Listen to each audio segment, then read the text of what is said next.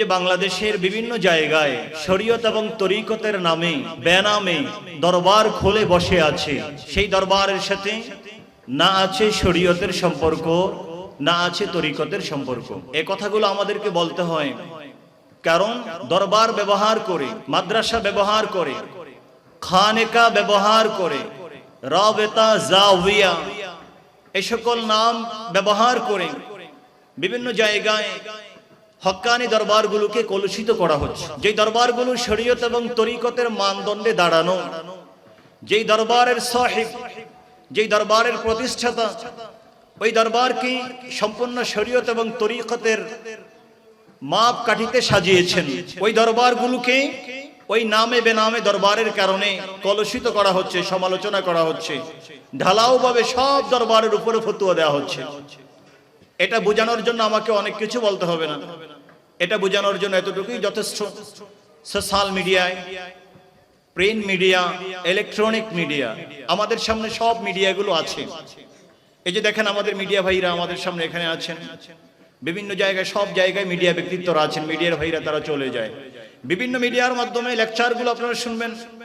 যখনই দরবারের প্রশ্ন আসে দেখবেন যে দরবারকে গালিগালাজ করার মতো মানুষের অভাব নাই, এবং দরবারগুলোকে গালিগালাজ করার জন্য কোরআন সুন্নাহ ব্যবহার করা হয়, কোরআন হাদিস ব্যবহার করে দরবারগুলোকে গালিগালাজ করা হয়, অপব্যবহার করে হক্কানি দরবারগুলোকে গালিগালাজ করে, দরবার শরীফের মাজার শরীফকে কেন্দ্র করে গালিগালাজ করে, দরবার শরীফের পীর সাহেব কেবলাদেরকে কেন্দ্র করে গালিগালাজ করে, দরবার শরীফের কর্মকাণ্ড আয়োজনকে কেন্দ্র করে গালিগালাজ করে। হ্যাঁ, কিছু জায়গায় দরবারের নামে নারী পুরুষের আড্ডাখানা, কিছু জায়গায় দরবারের নামে বেশরীয়তি কাজ কর্মের আড্ডাখানা, ওই সকল জায়গা এগুলা দরবার হতে পারে না। যারা শরীয়ত গরহিত কাজ করে দরবার নাম দিয়েছে, খানেকা নাম দিয়েছে, তারা মূলত আহলে সুন্নাতুল জামাতের শরীয়ত এবং তরিকতের উপরে দাঁড়ানো যেই দরবারগুলো, ওই দরবারগুলোকে কলুষিত করছে, ওই দরবারগুলোর বদনাম করছে। এজন্য মিডিয়ার মাধ্যমে আমাদেরকে যারা শুনছেন অথবা পরে জানবেন, শুনবেন, আমরা স্পষ্ট সকলকে জানিয়ে দিতে চাই, বাংলাদেশের সব দরবার একরকম না, বাংলাদেশের সব দরবার একরকম না। বাংলাদেশে অনেক দরবার রয়েছে শরীয়ত এবং তরিকতের উপরে দাঁড়ানো। দরবারের যিনি বাণী, যারা বাণী প্রতিষ্ঠাতা, এই দরবার মানুষকে উপহার দিয়ে গেছেন শরীয়ত এবং তরিকতের ভিত্তিকে মজবুত করে। একদিকে কলম ধরে, কলম সম্রাট হয়ে তাফসীর, হাদিস, ফিকহ বিভিন্ন জায়গায় জ্ঞানের অসংখ্য অগণিত গগনে বিচরণ করে কিতাব লেখে, আরবিতে, ফার্সিতে, উর্দুতে, বাংলাতে, বিভিন্ন ভাষায় জাতিকে আহলে সুন্নাতুল জামাতের ১৫০০ বছরের সঠিক মতাদর্শের পথে রাখার জন্য অসংখ্য অগণিত কিতাব উপহার দিয়েছে। একদিকে শরীয়তের খেদমত করেছেন, কলম ধরেছেন, আরেকদিকে শরীয়তের খেদমত করার জন্য মাদ্রাসা প্রতিষ্ঠা করেছেন, শরীয়তকে তরিকত একসাথে চালানোর জন্য, শরীয়ত এবং তরিকত সমানভাবে চলার জন্য খানেকা প্রতিষ্ঠা করেছেন। বাংলাদেশে এরকম অনেক দরবার আছে। তার মাঝে আমরা আজকে যেই দরবারে এসেছি, আজকে যেই মাহফিলে আমরা এসেছি, আজকে যে ওরসে আমরা এসেছি, আজকে যেই জাওিয়ায়ে খানেকাতে আমরা এসেছি, আজকে যাদের আহ্বানে, যার নামে, যার আহ্বানে আমরা এসেছি, সপ্তম ওরস মাহফিলে আমরা এসেছি, তিনি যেই দরবার প্রতিষ্ঠা করেছেন, আজ পর্যন্ত আমরা শুনি না এই দরবারের বিরুদ্ধে কেউ কথা বলতে। এই দরবারের বিরুদ্ধে শরীয়ত এবং তরিকতের নামে বিভিন্ন অপকর্ম করা হয়, এই জাতীয় জিনিস আমরা শুনি নাই, আমরা কিতাবেও দেখি নাই। রব্বে করিম এই পৃথিবীর মাঝে আল্লাহ মিনাল মুমিনিনা রিজালুন সাদাকু মা আহাদুল্লাহ আলাইহি ফামিনহুম মান কাদা নাহবাহু ওয়া মিনহুম মান ইয়ানতাযির ওয়া মা বাদদালু তাবদীলা। কোরআনে কারীমের ইরশাদ হচ্ছে, আল্লাহ মুমিনদের মাঝে এক দলকে নির্বাচন করেছেন, মুমিনদের মাঝে এক দলকে তিনি বাছাই করে রেখেছেন। তারা এমন সাধু, মহান পুরুষ, মহান মনীষী রূপ ধারণ করেছে, আল্লাহ রাব্বুল আলামিন তাদেরকে এমন মহান মর্যাদায় শরীয়ত এবং তরিকতের গগনে বিচরণ করার তৌফিক দান করেছেন। তারা আল্লাহ রাব্বুল আলামিনের দরবারে যেই ওয়াদা করেছে, যেভাবে পৃথিবীতে চলার, মানুষকে হেদায়েত দান করার যেই অঙ্গীকার গ্রহণ করেছে, নিজেরা চলে মানুষকে আহ্বান করবে, আল্লাহ এই পৃথিবীর মাঝে একদল মুমিনকে বাছাই করে নিয়েছেন। তাদের মাঝে একদল দুনিয়া থেকে বিদায় গ্রহণ করেছে, ফামিনহুম মান কাদা নাহবা। তাদের মধ্যে একজন অঙ্গীকার আদায় করে দুনিয়া থেকে পর্দা করেছে, দুনিয়া থেকে চলে গিয়েছে। ওয়ামিনহুম মান ইয়ানতাযির, আর তাদের মধ্যে একদল এখনো অপেক্ষায় আছে, কিন্তু আল্লাহ রাসূলের পথে নিজে চলছে, মানুষগুলোকে আহ্বান করছে, বেলায়েতের গগনে বিচরণ করছে। দুই শ্রেণীর মানুষকে আল্লাহ ভাগ করেছেন। এক শ্রেণীর মানুষ এই পথে চলে মানুষকে হেদায়েতের পথে আহ্বান করে চলে গিয়েছেন, আরেক শ্রেণীর মানুষ এখনো যায় নাই, দাওয়াতি কাজ করে যাচ্ছেন, তাদের নায়েব হয়ে। ওয়ামা বাদদালু তাবদীলা, আল্লাহ রাব্বুল আলামিন তাদের ক্ষেত্রে বলছেন, আল্লাহ এই সকল মনীষী যাদেরকে বাছাই করে নিয়েছেন তারা কখনো পরিবর্তন করে নাই। শরীয়তের প্রত্যেকটি রুলকে, প্রত্যেকটি মাপকাঠিকে, তরিকতকে শরীয়ত দিয়ে নিয়ন্ত্রণ করেছেন। তরিকত, মারিফত, হাকিকত, শরীয়ত সব কিছুকে একটি ফ্রেমের মাঝে আবদ্ধ করে সমানভাবে চলেছেন। বাড়াবাড়ি নেই, ছাড়াছাড়ি নেই, সিরাতে মুস্তাকিমের মাঝামাঝি চলেছেন। ওই সকল দরবারগুলোর মধ্যে বর্তমান যে দরবার, এই দরবার যে দরবার শরীফে মাহফিল আমরা এসেছি, এই দরবার অন্যতম একটি দরবার। এটার প্রমাণ কি? আপনারা এটার প্রমাণ যদি নিতে হয়, আপনারা দরবারের মুরিদান যারা আছেন তারা জানেন। যারা এই দরবারকে চিনেন না, যারা দূর থেকে চিনতে চান, তাদের জন্য সবচেয়ে বড় প্রমাণ হচ্ছে এই দরবারের যিনি বাণী, এই দরবারের বাণী শাইখুল হাদিস, শাইখুল মুফতিয়িন, শাইখুল মুফাসসিরিন আল্লামা শেখ সৈয়দি আজিজুল হক আল কাদেরী রহমাতুল্লাহ আলাইহি, তিনি যাদের শিষ্যত্ব পেয়েছেন, যাদেরকে গড়ে গেছেন, যেখান থেকে নূর নিয়েছেন এবং যেই জায়গায় নূর রেখে দিয়ে মাজারে শুয়ে লেখনির মাধ্যমে, শরীয়ত এবং তরিকতের মাধ্যমে এখনো সেই খেদমত করে যাচ্ছেন, তিনি হচ্ছেন আল্লামা আজিজুল হক আল কাদেরী রহমাতুল্লাহ আলাইহি। আজকে সাহেব উরুস, যার উরুস মাহফিল করা হচ্ছে। বেশি দূর যাওয়া দরকার নেই, ওনাকে জানার জন্য আমাদেরকে সেই গল্প কাহিনী শোনা দরকার নাই, কাহিনী আকারে ওনাকে জানা দরকার নাই। আপনারা যদি একাডেমিক ভাবে লিখনির জগতে, ইলমের জগতে এর মাধ্যমে যদি ওনাকে চিনতে চান, তাহলে তিনি প্রায় 100 মতো কিতাব লিখে গেছেন। আলহামদুলিল্লাহ বলেন। আপনি দেখান বাংলাদেশের কত বড় বড় দরবার শরীফ রয়েছে, শরীয়ত এবং তরিকতের কত বড় বড় খানেকা রয়েছে। কয়টা দরবারে আল্লামা মুফতি সৈয়দি আজিজুল হক আল কাদেরী রহমাতুল্লাহ আলাইহির মতো এত বড় এক একজন শেখ রয়েছে, এত বেশি কিতাব লিখে গেছেন মুরিদদের জন্য, যারা এই পথে চলে, এই কিতাবগুলো অনুযায়ী হেদায়েত গ্রহণ করলে তারা কিঞ্চিত পরিমাণ পথভ্রষ্ট হবে না, সেখানে বেদাত ঢুকবে না, বেশরী কাজ ঢুকবে না। দেখুন, অসংখ্য অগণিত জায়গায় তিনি বিচরণ করেছেন। এর পিছনে কারণ ছিল কি জানেন? বড় বড় হস্তিদের সোহবত তিনি পেয়েছেন। আরে একজন তো ওনাকে নিজের নাম হাদিয়েই করে দিয়েছেন। শেরে বাংলা আজিজুল হক রহমাতুল্লাহ আলাইহি নিজের নামটুকু ওনাকে দিয়ে দিলেন। নিজের নামে নামকরণ করা মানে কি? ফায়েজ ও বরকত যা আছে রাসূল কারীম সাল্লাল্লাহু আলাইহি থেকে, কদম মোবারক থেকে প্রাপ্ত ফায়েজ ও বরকত দিয়ে দিয়েছেন। সুবহানাল্লাহ। চিন্তা করতে পারছেন? হযরত সাইয়্যিদুনা আবু হুরায়রা রাদিয়াল্লাহু তাআলা আনহু, প্রিয় নবী সাল্লাল্লাহু আলাইহি ওয়াসাল্লামের মস্ত বড় সাহাবী, প্রিয় নবী সাল্লাল্লাহু আলাইহি ওয়াসাল্লাম সহিহ বুখারী থেকে বিভিন্ন জায়গার হাদিস প্রিয় নবী সাল্লাল্লাহু আলাইহি ওয়াসাল্লাম তিনি আলোচনা করছেন। তিনি হঠাৎ করে বলছেন, মাইয়াবসুতলি রিদাহু, হে সাহাবায়ে কেরাম, তোমাদের মাঝে কে আছে যে তার চাদরখানা বিছিয়ে দিবে আমার সামনে? চাদরখানা যখন বিছিয়ে দিবে, তারপরে আমি যা করার করব। প্রিয় নবী সাল্লাল্লাহু আলাইহি ওয়াসাল্লামের সামনে চাদরখানা সবার আগে হযরতে সাইয়্যিদুনা আবু হুরায়রা বিছিয়ে দিলেন রাদিয়াল্লাহু তাআলা আনহু। আবু রাদিয়াল্লাহু তাআলা আনহু চাদর মুবারক বিছিয়ে দিলেন, চাদরখানা বিছিয়ে দিলেন। আল্লাহ নবী পাক সাল্লাল্লাহু আলাইহি ওয়াসাল্লাম কতক্ষণ পর্যন্ত ঠোঁটটাকে নাড়লেন, ঠোঁটটাকে নাড়ে কি যেন ওই চাদরের মধ্যে দিয়ে দিলেন। কিছু দেখা যায় না, কেউ দেখে নাই, দেখেছেন ঠোঁটটা নাড়ছে আর চাদরের উপরে কিছু দিয়ে দিচ্ছে। আপনারা বলেন কি হতে পারে? সরকারে কায়নাত কি দিতেছেন সেই চাদরের মধ্যে? অথচ সেটা দেখা যায় না, কেউ জানে না, দেখে না, সেটা কি হতে পারে? তরিকতের সাথে যাদের সম্পর্ক, শরীয়তের সাথে যাদের সম্পর্ক, যারা ফায়েজ তাওয়াজ্জু বুঝে, সিনা থেকে সিনায় ফায়েজ বরকত আদান প্রদানের এই মারিফা, এই তথ্য যাদের কাছে আছে, এই আলোচনা থেকে তারা সহজেই বুঝে নিবে সরকারে কায়নাত শরীয়ত এবং মারিফতের নূর সাইয়্যিদুনা আবু হুরায়রাকে চাদরের মাধ্যমে দিতে চাচ্ছে। আলহামদুলিল্লাহ, আল্লাহু আকবার। সরকারে কায়নাত তিনি ঠোঁট মোবারককে একটু নাড়লেন, নাড়ার পরে সেখানে চাদর মোবারকের উপরে কি যেন দিলেন। এবার বললেন, আবু হুরায়রা দম্মাহু ইলা সাদরিক, আবু হুরায়রা তুমি তোমার এই চাদর কানাকে তুমি তোমার বুকের সাথে মিলিয়ে নাও। কি যেন দিল, আবু হুরায়রা মিলিয়ে নিল। কি আসলো?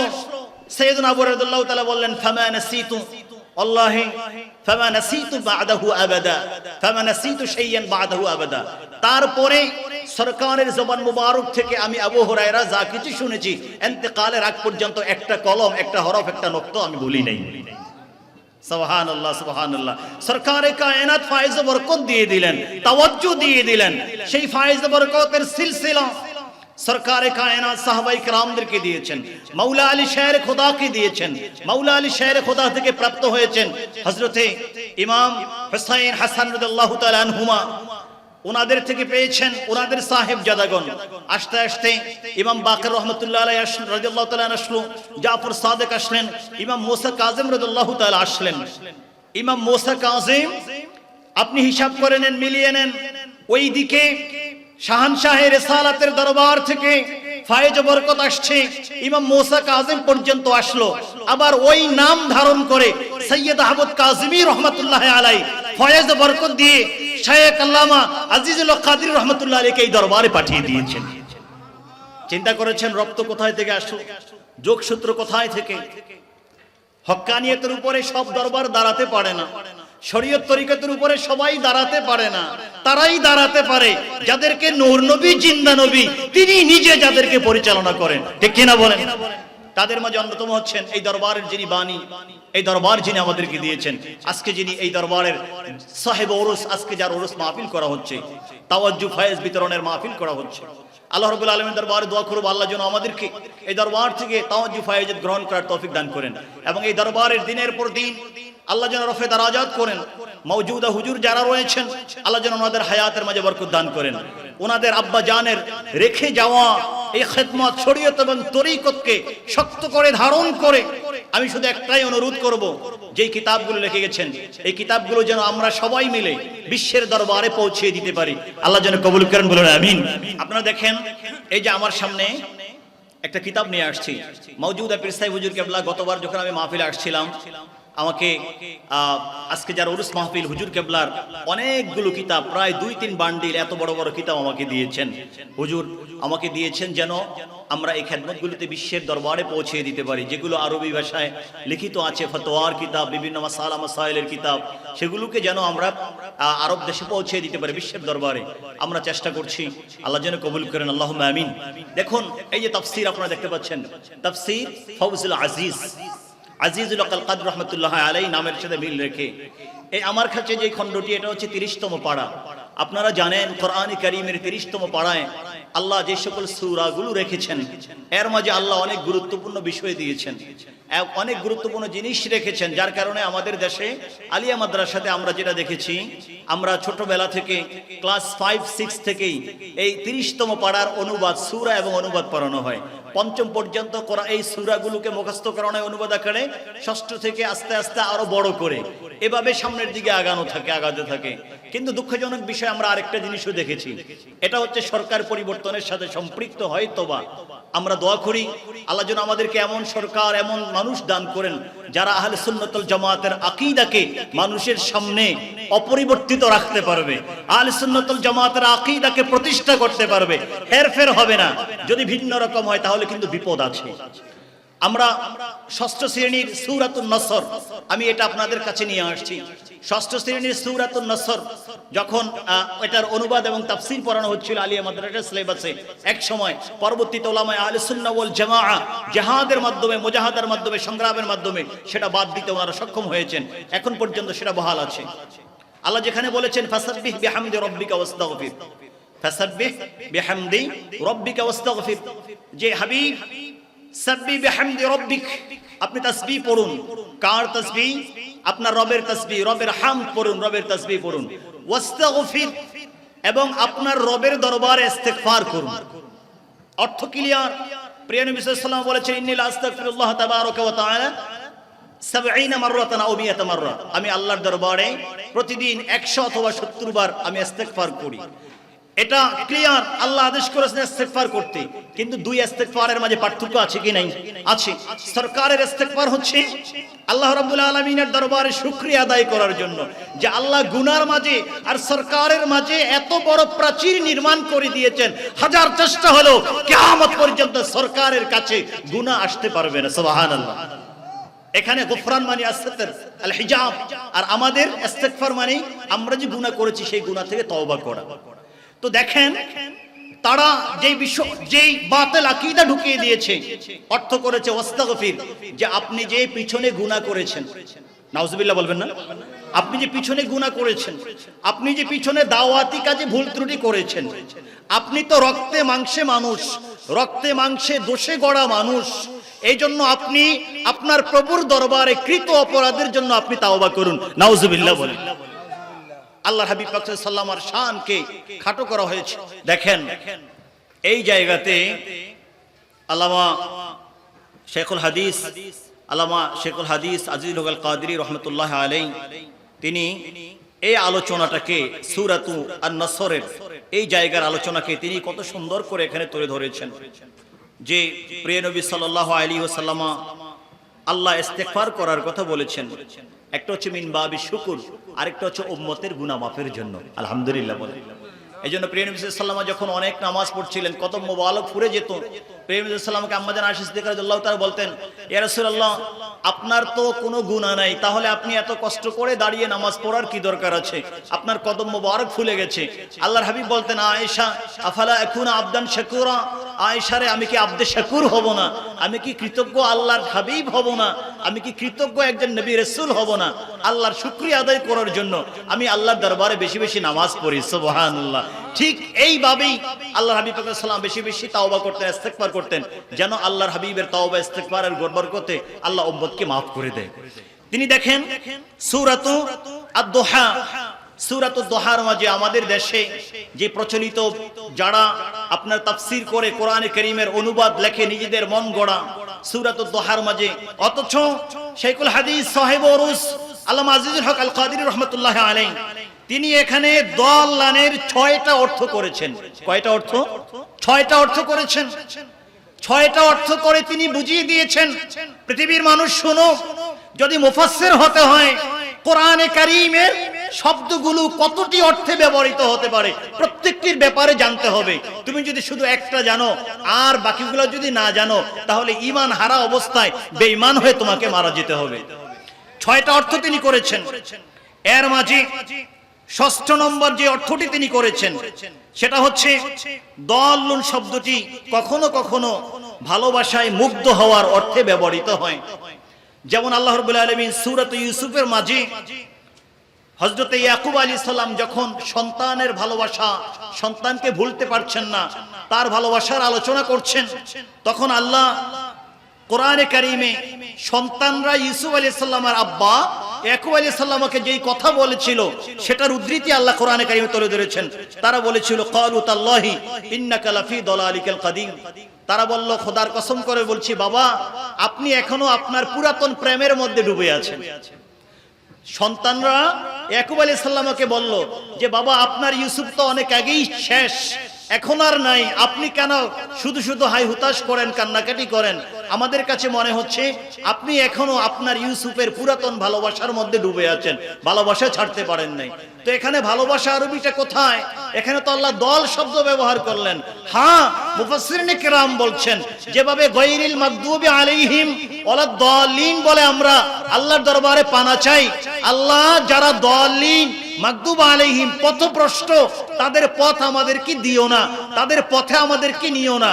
ওই জায়গায় যেভাবে দাল্লিন অর্থ ব্যবহৃত হয়েছে, এই জায়গায় ওই অর্থে ব্যবহৃত হয় নাই, এই জায়গায় ব্যবহৃত হয়েছে ভালোবাসা অর্থে।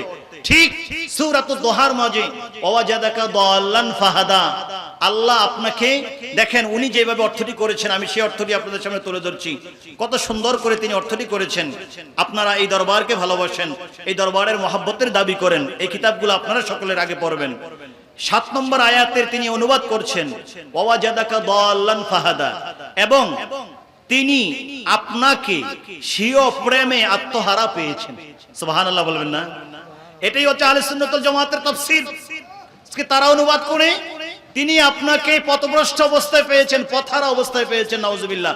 আর শেখুল হাদিস আল্লামা আজিজুল কাদির রাহমাতুল্লাহ আলাইহি তিনি অর্থ করছেন এবং আপনাকে স্বীয় প্রেমে আত্মহারা পেয়েছেন, তখন নিজের দিকে তিনি আপনাকে পথ দেখিয়েছেন, নিজের দিকে টেনে নিয়ে আসছেন। সুবহানাল্লাহ। এভাবে তাফসীরের বিভিন্ন জায়গাতে উনি কলম ধরেছেন।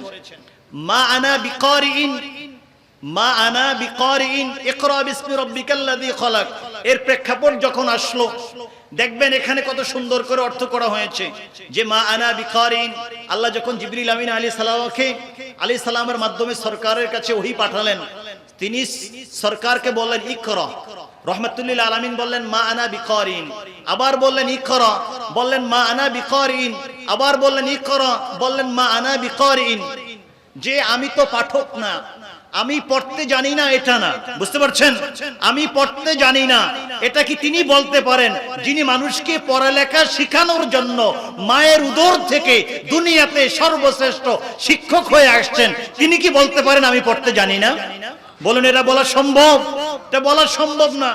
এই জন্য সরকারে কায়নাত মা আনা বিকারি, আমি পাঠক নই, আমি পড়বো না। কেন? কারণ ইকরা যতক্ষণ পর্যন্ত জিবরিল বলবে আমি কার আদেশে পড়বো, তুমি তো বলো নাই। যেই মাত্র হযরত জিবরিল আমিন আলাইহিস সালাম ইকরা বিসমি রাব্বিকাল্লাযী খালাক বললেন যে আমি জিবরাইলের আদেশে না, আমি জিবরাইল তো আদেশ দেওয়ার কেউ না, আমি আপনাকে আদেশ দেওয়ার কে? আপনার প্রভুর আদেশে, আপনার প্রভু বলেছেন পড়ার জন্য। যেই মাত্র জিবরিল আমিন ইকরা বিসমি রাব্বিকাল্লাযী খালাক, আপনার প্রভুর আদেশে এই কথা বললেন, এটা উচ্চারণ করলেন, আয়াত এইভাবে নিয়ে আসলেন, তখন থেকে সরকার কিন্তু পড়তে আরম্ভ করলেন ইকরা বিসমি রাব্বিকাল্লাযী খালাক খালাকাল ইনসানা মিন আলাক ইকরা ওয়া রাব্বুকাল আকরাম আল্লাযী আল্লামা বিল কলম। এভাবে যে কয়েকটা আয়াত অবতীর্ণ হয়েছে, এই বিষয়গুলো তাফসীর আজিজের মাঝে, এই তাফসীরে ফৌজুল আজিজ 30তম পারার মাঝে তিনি সুন্দর করে তুলে ধরেছেন। আমি তো অল্প কয়েকটা মাত্র ধরলাম। তারপরে দেখেন মাজমুআয়ে রাসাইল, যে মাজমুআ রাসাইল মানে ওনার যে ছোট ছোট পুস্তিকা আছে, সেই পুস্তিকার কয়েকটার সমন্বয়, এখানে কয়েকটা রিসালা, কয়েকটা ছোট ছোট গ্রন্থকে এটার মাঝে এক করা হয়েছে। এক করে গুরুত্বপূর্ণ বিষয়গুলো উনি এখানে টাচ দিয়েছেন, আলোচনা করেছেন। আমাদের সমস্যা কি জানেন? যে আমরা দাবি করি দরবারের মুরিদ, কিন্তু ওই দরবারের কিতাবগুলো আমরা পড়ি না। এটা আমাদের বড় সমস্যা। শুধু এখানে না, বাংলাদেশের বিভিন্ন জায়গায় দেখবেন, আপনি যদি দরবারের মুহিব্বিন দাবি করেন, আপনি যদি দরবারের আশেক দাবি করেন, আপনার বায়াত যদি আপনি মনে করেন যে হ্যাঁ আমার বায়াত শক্ত হয়েছে, এটার প্রমাণ হচ্ছে শরীয়ত তরিকতে পথ চলার জন্য যেই শত কিতাব উনি লিখে গেছেন, ওনার কিতাবগুলো আপনাদেরকে পড়তে হবে, যেগুলো আপনারা পারবেন বাংলা ভাষায়। বুঝতে পারছেন? কিতাব পড়বেন, দেখবেন যে এই কিতাবগুলো যারা পড়বেন এক একজন, এই দরবারে আপনারা এই কিতাব পড়ে ক্লাসে আলিয়া মাদ্রাসায় না বসে, দরবারে খানকাতে না বসে, শুধু এই কিতাবগুলো পড়ে আপনারা এক একজন আলেম হয়ে যেতে পারবেন। এইভাবে তিনি কিতাবগুলো লিখেছেন। কিতাবগুলোর মাঝে তিনি অনেকগুলো আলোচনা করেছেন, অনেক মাসালা মাসাইল নিয়ে আসছেন। দেখেন এই কিতাবের 25 নম্বর পেজে আজানের আগে দুরূদ শরীফ পড়ার যে রিসালা তিনি লিখেছেন, এটার 25 নম্বর পেজে তিনি আলোচনা করেছেন যে অতুসাল্লু সালাতু আলা নবিয়্যি সাল্লাল্লাহু আলাইহি ওয়াসাল্লাম ক্বাবলা আল ইকামাতি আলা মা ক্বালাহু an-নাবাবী ফি শারহিল ওয়াসীত ওয়া ক্বালা আম্মা ক্বাবলা আল-আযান ফালাম আরা ফি যালিকা শাইআন ওয়া ক্বালা আশ-শাইখ আল-কাবীর আল-বিকরি আন্নাহা তুসান্নু ক্বাবলাহুমা আই as-সালাতু আলা নবী সাল্লাল্লাহু আলাইহি ওয়াসাল্লাম ক্বাবলা আল-আযান ওয়াল ইকামাতি। সুবহানাল্লাহ। যেটা নিয়ে ঝগড়া করছে মানুষ, আজানের আগে দুরুদ সালাম পড়া যাবে কি যাবে না, আজানের পরে দুরুদ সালাম পড়া যাবে কি যাবে না, ঝগড়া করছে। 100 বছরের ঝগড়ার সমাধান তিনি দুইটি কিতাব থেকে এনে দিলেন। একটি কিতাব হচ্ছে ফাতহুল মুঈন, যেই কিতাবটি ইন্ডিয়ার আপনার মিলিবার নামক জায়গায় আল্লামা মুঈনুদ্দিন আল্লামা ওমর মিলিবারি রাহমাতুল্লাহ আলাইহি লিখেছেন। আর ওই কিতাবের ব্যাখ্যা গ্রন্থ লিখেছেন সেই মিশরের তৎকালীন সময়ের মস্ত বড় ফকি এবং মুফতি মুফতি আদ-দিমিয়াতি রাহমাতুল্লাহ আলাইহি এই ব্যাখ্যা গ্রন্থ, এই কিতাবের ব্যাখ্যা গ্রন্থে তিনি নাম দিয়েছেন ইআনাতুত তালিবিন। এই দুইটা কিতাবের সমন্বয়ে তিনি এখানে ফতোয়া নকল করেছেন। শোনো পৃথিবীর মানুষ, আজানের আগে দরুদুস সালাম পড়া যাবে কি যাবে না এটা নিয়ে ঝগড়ার কিছু নাই। সেই তৎকালীন সময়ে মিশরের ফতোয়ার কিতাব থেকে ফতোয়া চলে আসছে, সেটা হচ্ছে যে আল্লাহর হাবিব পাক সাল্লাল্লাহু আলাইহি ওয়াসাল্লামের উপরে আজানের আগে, একামতের আগে, আজানের পরে, একামতের পরে দরুদুস সালাম পড়া এটা মুস্তাহাব। উলামায়ে কেরাম মুস্তাহাব হওয়ার ব্যাপারে ফতোয়া দিয়ে দিয়েছেন। তো মুস্তাহাব মানে কি? মুস্তাহাব হচ্ছে যেই কাজটা করলে সওয়াব পাওয়া যাবে, যেই কাজে সওয়াব আছে, যেই কাজ করলে সওয়াব পাওয়া যাবে। তো যেই কাজ করলে সওয়াব পাওয়া যাবে ওটা যদি মুস্তাহাব হয়, আর আজানের আগে দুরূদ শরীফ এবং পরে দুরূদ শরীফ পড়াকে মুস্তাহাব বলা হয়েছে, তাহলে বলেন আজানের আগে এবং পরে দুরূদ শরীফ পড়লে কি বেদাত হবে, হারাম হবে? বেদাত হারাম বলা যাবে? কোনো সুযোগ নাই। এখানে তিনি এই রিসালার মাঝে আরো অনেকগুলো আলোচনা করেছেন, অনেক বিষয় সুন্দর করে তুলে ধরেছেন, আপনারা এগুলো দেখতে পারবেন। দলিল ভিত্তিক তিনি অত্যন্ত চমৎকারভাবে আলোচনা করেছেন। তারপর দেখেন আমাদের দেশে আপনার আহলে সুন্নাত ওয়াল জামাতের বেশভূষা ধারণকারী একদল বের হয়েছে, তারা হচ্ছে শিয়া। তারা কি? শিয়া।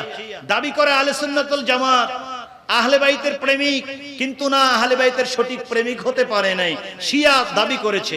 আবার আরেক দল দেখবেন সাহাবায়ে কেরামের খুব ভালোবাসা দেখায়, কিন্তু মূলত সাহাবায়ে কেরামদেরকে ওই রকম ভালোবাসতে পারে না। এরা হচ্ছে খারিজি। আহলে সুন্নাত ওয়াল জামাত না খারিজি না শিয়া।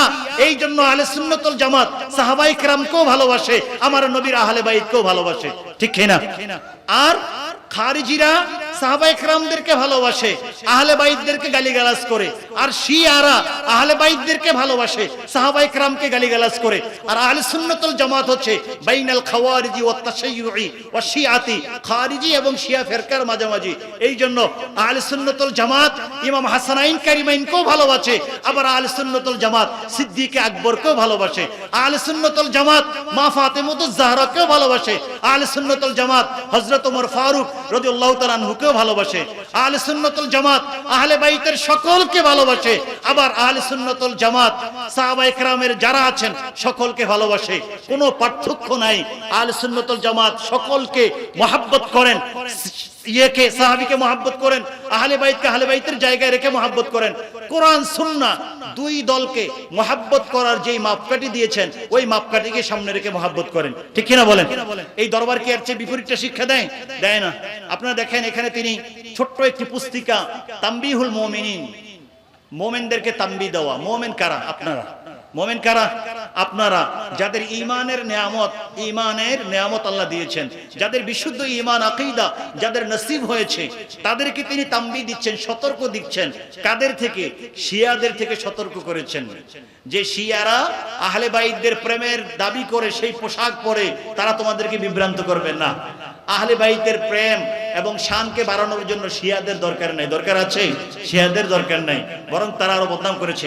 দেখেন এই কিতাবের 56 নম্বর পেজ থেকে আরম্ভ করে পরবর্তী কয়েকটা পৃষ্ঠা পর্যন্ত তিনি শিয়াদের আকীদা এবং আহলে সুন্নাত ওয়াল জামাতের আকীদা সুন্দর করে তুলে ধরেছেন।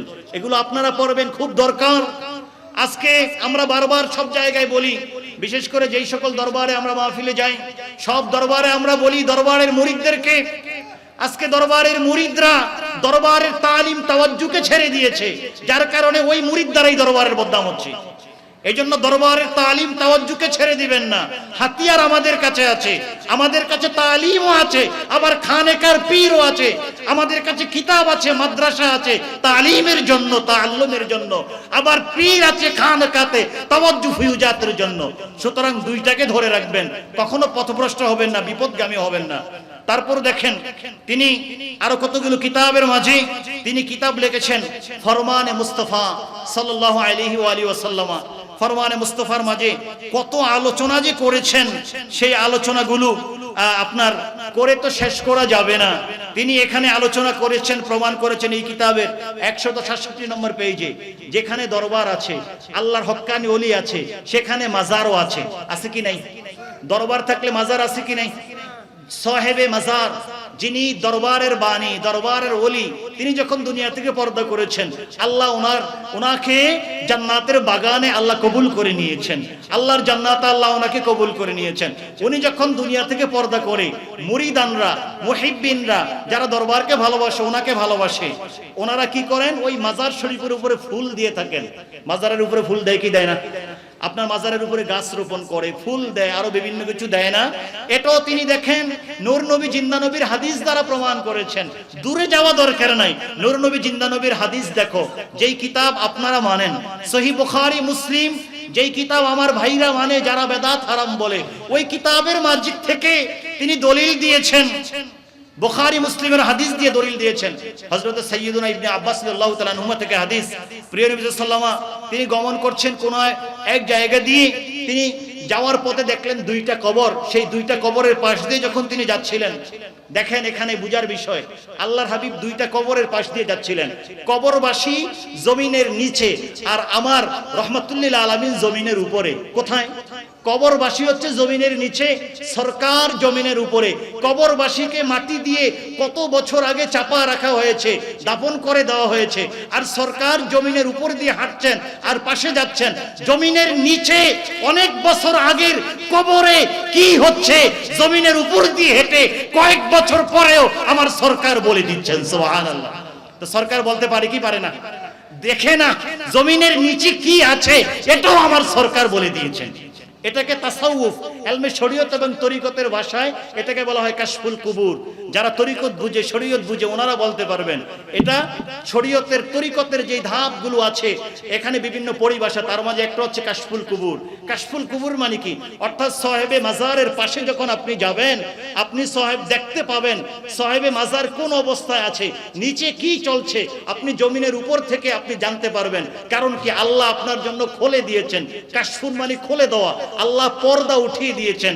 আল্লাহ বাসার, এই চোখকেও খুলে দিয়েছেন।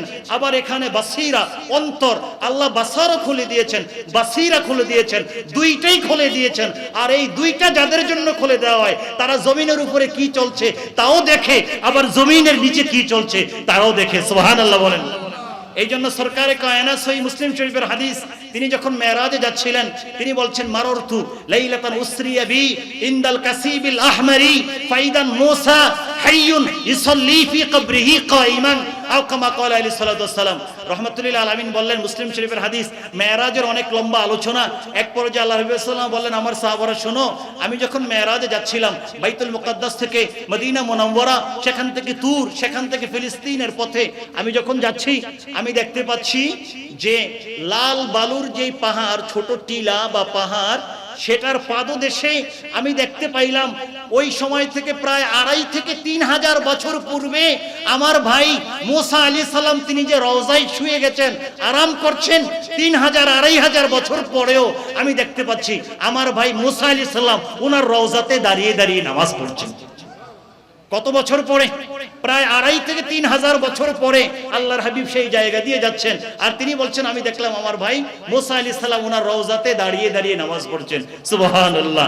আল্লাহর হাবিব কাশফুল কুবুরের প্রমাণ আমাদেরকে দিয়ে দিলেন যে কবরের জমিনের উপরে, মাজারের উপরে, রওজার উপরে, কবরের উপরে থেকে কবরে, মাজারে, রওজাতে কি হচ্ছে সেটাও আল্লাহ যাদেরকে কাশফ দিয়েছেন, বাসর দিয়েছেন, বাসীরা দিয়েছেন, তারা সেটাও দেখতে পায়। সুবহানাল্লাহ। এই ক্ষমতা কে দিয়েছেন? আল্লাহ দিয়েছেন। তো সেটার প্রসঙ্গে সরকারে কায়নাত তিনি 2 কবরের কাছ থেকে যাচ্ছিলেন, তিনি বলছেন এই 2 কবরবাসীকে আযাব দেওয়া হচ্ছে, ওমা ইউআযিবানি ফি কাবীরিন। আর এরপরে সরকার কেন আযাব দেওয়া হচ্ছে সেই ঘটনা বললেন।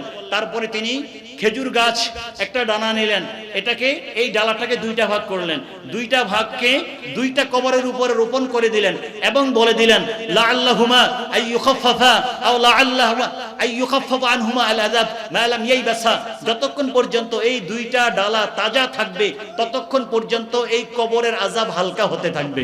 সুবহানাল্লাহ। এটার দ্বারা প্রমাণ করলেন কি, ওই যে আমার আল্লাহ কোরআনে কারীমের মধ্যে বলেছেন ওয়া ইম মিন শাইইন ইল্লা ইউসাব্বিহু বিহামদিহি, পৃথিবীর মাঝে কিছু নাই যেটা আমার আল্লাহর তাসবিহ পড়ে না। তো এই ডালা যতক্ষণ পর্যন্ত জীবিত থাকবে এই ডালা কবরের উপরে থেকে তাসবিহ পড়তে থাকবে, আর এই তাসবিহ মাইয়িতের আমলনামার মধ্যে অ্যাড হয়ে যাবে, এই তাসবিহ মাইয়িতের কাছে চলে যাবে। মাইয়িত যদি গুনাহগার হয় এই তাসবিহর বরকতে আল্লাহ তার গুনাহকে মাফ করে দিবেন, আর মাইয়িত যদি নেককার হয় এই তাসবিহের বরকতে আল্লাহর দরবারে তার রফে দারাজাত হতেই থাকবে। সুবহানাল্লাহ। এইজন্য ইমাম মোল্লা আলী কারি হানাফি রহমাতুল্লাহ আলাইহি মিরকাতুল মাফাতি, মিশকাত শরীফের বিশ্ববিখ্যাত ব্যাখ্যা গ্রন্থ মিরকাতুল মাফাতিহের মাঝে এই হাদিসের ব্যাখ্যা করতে গিয়ে তিনি বলেছেন, মোল্লা আলী কারি হানাফি ওনাকে চিনে না এমন কেউ নাই, বুঝতে পারছেন? এমন কোন আলেম নাই ওনাকে চিনে না। কেউ যদি বলে আমি আলেম ওনাকে চিনি না, তাহলে সে হাদিস জানে না, সে মিশকাত শরীফ আলিয়া মাদ্রাসায় ভালো করে পড়ে নাই, কওমি তো ভালো করে মিশকাত পড়ে নাই। যারা এই মিশকাত পড়বে, জানতে চাইবে, তাদের সকলকে মোল্লা আলী কারি হানাফি রহমাতুল্লাহ আলাইহিকে জানতে হবে। 400 বছর পূর্বে মস্ত বড় ইমাম ছিলেন, হানাফি মাযহাবের একাধারে তিনি মুফাসসির, মুহাদ্দিস, মুফতি, আল্লাহ ওনাকে অনেক বড় করেছেন। যাই হোক, তিনি ফতোয়া দিয়েছেন যে এই হাদিস থেকে দলিল নিয়ে আফতা আল উলামা মিন উম্মতিনা, এই উম্মতের উলামায়ে কেরাম এই হাদিস থেকে দলিল নিয়ে উম্মতের একদল উলামায়ে কেরাম ফতোয়া দিচ্ছেন। কি ফতোয়া দিচ্ছেন? যে ওয়াদউর রাইয়াহিন মা উতিদা মিন ওয়াদই আর রাইয়াহিনা, যেটার প্রচলন আছে, অর্থাৎ এখন থেকে 450 বছর আগে তিনি বলছেন, ওনার বাড়ি হচ্ছে সে রাশিয়ার অঞ্চলে, তিনি বলছেন আমাদের অঞ্চলেও এখন যেই প্রচলন দেখা যায় মাজারের উপরে ফুল দেওয়া হয়, মূলত এটা অন্য কোনো জায়গা থেকে দলিল নেওয়া দরকার নাই। যারা মাজারের উপরে ফুল দেয়, কবরের উপরে ফুল দেয়, তারা নবী মুস্তাফার এই আমল থেকে, বুখারী শরীফের এই হাদিস থেকে দলিল নিয়ে তারা ফুল দেয়। আলহামদুলিল্লাহ বলে এই আলোচনাটাকে, এটাকে আল্লামা শেখুল হাদিস আজিজুল হক আল কাদরি রাহমাতুল্লাহ আলাইহি তিনি এই কিতাবের ফরমানে মুস্তাফা, এই কিতাবের 167 নম্বর পেজের মধ্যে তিনি প্রমাণ করেছেন। তারপরে দেখেন এই কিতাবের 160 নম্বরে, আমার আলোচনা শেষ হলে আমাকে ইঙ্গিত দেন, এই কিতাবের 160 নম্বর পৃষ্ঠার মাঝে তিনি ইঙ্গিত দিয়েছেন যে আল্লাহ তার হাবিবকে আল্লাহর খোদাই যে ধনভাণ্ডার আছে, সেই খোদাই ধনভাণ্ডারের খাজেন আল্লাহ তার হাবিবকে বানিয়ে দিয়েছেন। সুবহানাল্লাহ। এটা তিনি প্রমাণ করেছেন বুখারীর হাদিস দ্বারা, বুঝতে পারছেন? বুখারী শরীফের হাদিস দ্বারা প্রমাণ করেছেন যে সরকারকে আল্লাহর ধনভাণ্ডারের খাজেন আমার আল্লাহ বানিয়ে দিয়েছেন। দলিল দিলেন কার হাদিস দ্বারা? এটার বর্ণনাকারীকে, এই হাদিসের বর্ণনাকারী হচ্ছেন হযরত সাইয়্যিদুনা মুআবিয়া রাদিয়াল্লাহু তাআলা আনহু, যাকে আপনার শিয়ারা গালিগালাজ করে, আহলে সুন্নাতুল জামাত মুআবিয়া রাদিয়াল্লাহু তাআলাকে একজন সাহাবী মানে, ঠিক কিনা বলেন? মুআবিয়া রাদিয়াল্লাহু তাআলা কি? তিনি একজন সাহাবী। ওনাকে সাহাবিয়াত প্রমাণ করার জন্য আজ পর্যন্ত কত কিতাব যে লেখা হয়েছে সেটার কোনো সীমা নাই। উনি যে সাহাবী এটা প্রমাণ করার জন্য সাহাবায়ে কেরামদের যে লিস্টটি তৈরি করা হয়েছে, ওই লিস্টির মাঝে ওনার নাম এনেছেন ইমাম ইবনে হাজার আসকালানী রাহমাতুল্লাহ আলাইহি আল ইসাবা ফি তাময়িজ সাহাবা কিতাবের মাঝে। উনি সাহাবী প্রমাণ করার জন্য সাহাবায়ে কেরামদের লিস্টির মাঝে ওনার নাম এনেছেন ইমাম ইবনুল আসির রাহমাতুল্লাহ উসদুল গাওয়া কিতাবের মাঝে। সেই মুআবিয়া রাদিয়াল্লাহু তাআলা থেকে হাদিস, হযরতে সরকারে কায়নাত তিনি বলছেন ইন্নামা আনা কাসিমুন আল্লাহু ইউতি, আরে শুনো, আল্লাহ হচ্ছে সকল ধনভাণ্ডারের মালিক, আর আমি নবী মুস্তাফা হচ্ছি আল্লাহর সব ধনভাণ্ডারের বন্টনকারী। সুবহানাল্লাহ। আপনাদেরকে শুধু একটা কথা বলে যাই, সেটা হচ্ছে হুজুরের যেই অগণিত লিখিত কিতাব আছে, যেগুলো বাংলা ভাষায় যে যেই ভাষায় পড়তে জানেন ওই ভাষায় কিতাবগুলো সংগ্রহ করবেন, দেখবেন ঈমান আকীদা হেফাজত হবে, দরবারের প্রতি মহব্বত বাড়বে, গর্ব করতে পারবেন আমরা এমন দরবারের অনুসারী, যেই দরবারের যিনি বানী সাহেব, শরীয়ত এবং তরিকতে আল্লাহ ওনাকে পরিপক্ক বানিয়ে দিয়েছেন। আল্লাহ আমাদেরকে ফায়জ ও বরকত দান করুন, আমিন। ওয়া আখিরু দাওয়ানা আলহামদুলিল্লাহি রাব্বিল আলামিন ওয়া সাল্লাল্লাহু আলা নবিয়িল কারীম আর রাউফির রহিম ওয়া আলা আলিহি ওয়া সাহবিহি আজমাইন। আসসালামু আলাইকুম ওয়া রাহমাতুল্লাহি ওয়া বারাকাতুহু।